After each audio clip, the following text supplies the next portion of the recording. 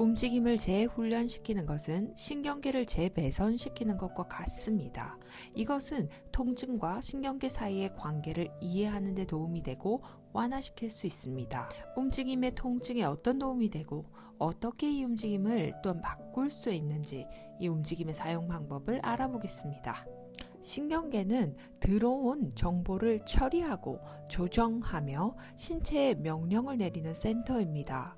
통증을 경험하고 불편함을 느끼는 것은 일종의 반응으로요. 신경계에 어떤 문제가 있다는 신호를 보내는 방법입니다. 하나의 사인인 거죠. 그러나 여기에 문제는 항상 손상이 있다는 것을 뜻하지는 않아요. 가끔은 그저 보호를 하는 반응이기도 합니다. 여기에서 우리가 할 수 있는 것은 이 반응에서 신경계를 다시 훈련시켜서 또 다른 패턴을 만들어낼 수 있습니다.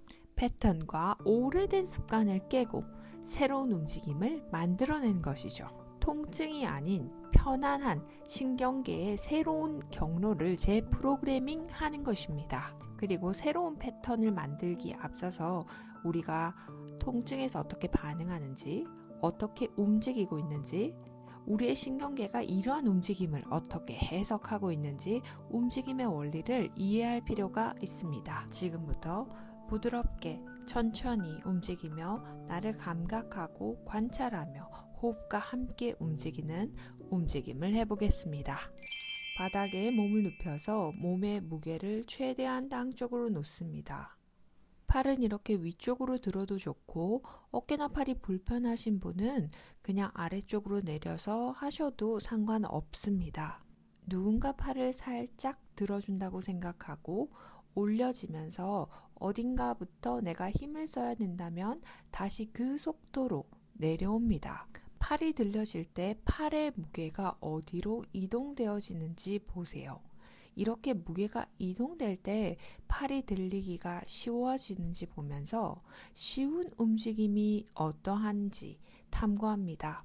몸통은 움직이지 않고 팔의 힘으로 쑥 들어 올리시게 됩니까? 아니면 몸통과 척추와 머리, 목까지 살짝 구르게 됩니까?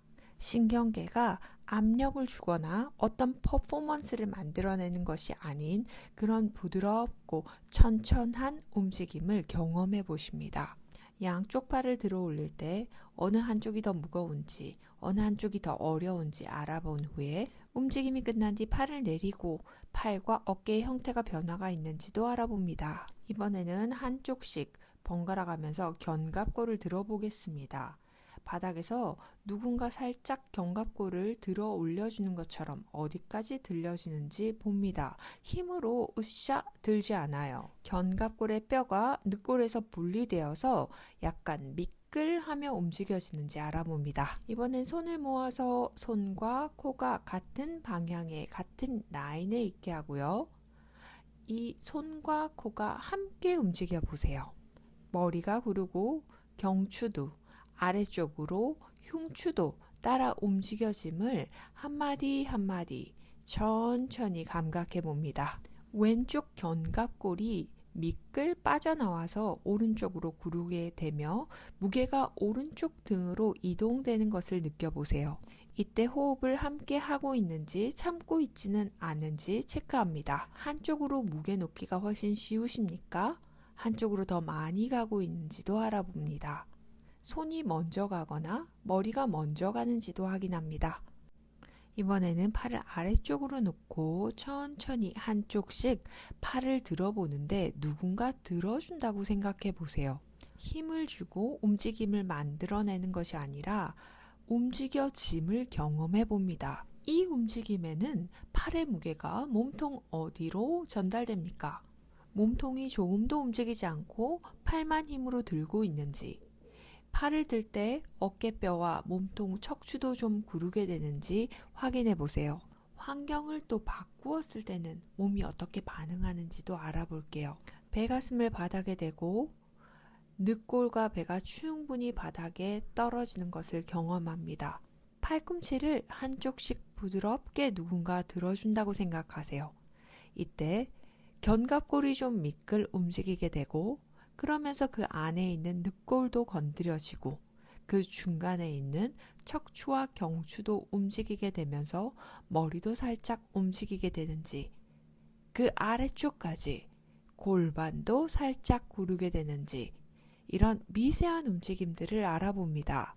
힘을 써서 기계적으로 움직이는 것이 아니라 자연스러운 작은 미세한 움직임이 들어왔을 때 신경계가 새로운 경로를 만들어서 재프로그래밍 할 수 있는 것입니다. 같은 아이디어인 어깨를 드는 움직임이지만 여러 가지 환경에서 해보며 각각의 환경에서 어떻게 또한 몸이 반응하는지 관찰하겠습니다. 팔을 펴서 할 때는 또 어떤가요? 몸통이 구르게 됩니까? 아니면 어깨에만 힘을 쓰게 됩니까? 목과 머리도 좀 구르게 되죠? 구를 때 어깨를 들기가 더 쉬운지도 알아봅니다. 이번에는 팔 전체를 막대기라 생각하고 들어볼게요. 누군가 들어주는 것처럼 부드럽게 딸려져 올라가는데 이때 손가락 끝까지 좀 부드럽게 두십니다. 팔이 들릴 때 반대쪽 가슴과 배가 땅 쪽으로 더 눌려지게 되는지, 땅 쪽에 닿는 면이 어떻게 움직여지는지 바라봅니다. 한쪽 팔을 들 때는 몸이 좀 구르는데 반대쪽 팔을 들 때는 몸에서 움직임이 일어나지 않을 수도 있어요. 있는 그대로 어떤 일이 일어나는지 그 움직임을 관찰합니다. 단지 양쪽의 어려움의 차이를 느끼셨다면 어렵게 팔이 올라가는 쪽이 쉽게 되는 쪽에서 그 움직임을 배우는 것이 가능한지 한번 놀아본다고 생각하며 움직이십니다. 이번에는 다리를 한쪽씩 듭니다.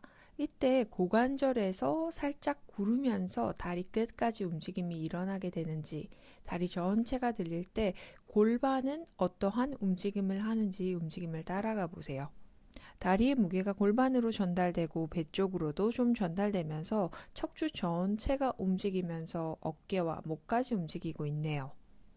저의 움직임이 정답인 것이 아니라 자신의 움직임이 어떠한지, 이 움직임이 어디까지 전달되는지 좀 명확하게 알아보십니다. 그리고 양쪽의 차이, 한쪽이 더 많이 쉽게 들리는지, 한쪽은 다리가 훨씬 무겁게 느껴지는지, 그리고 한쪽은 그 위쪽으로 움직임이 전달이 되는데 한쪽은 상체나 어깨가 전혀 움직이지도 않는 그런 미세한 차이들을 계속 감각하고 관찰하십니다. 팔을 접어서 이마 아래 두고 다리는 90도로 만들게요. 양발이 바로 무릎 위에 있도록 합니다. 그래서 누군가 다리를 살짝 들어주는 것처럼 발바닥이 천장을 향하게 허벅지가 들립니다. 이때 고관절이 어느 방향으로 들리며 골반의 무게가 반대쪽으로 이동하게 되는지 그 움직임을 따라갑니다.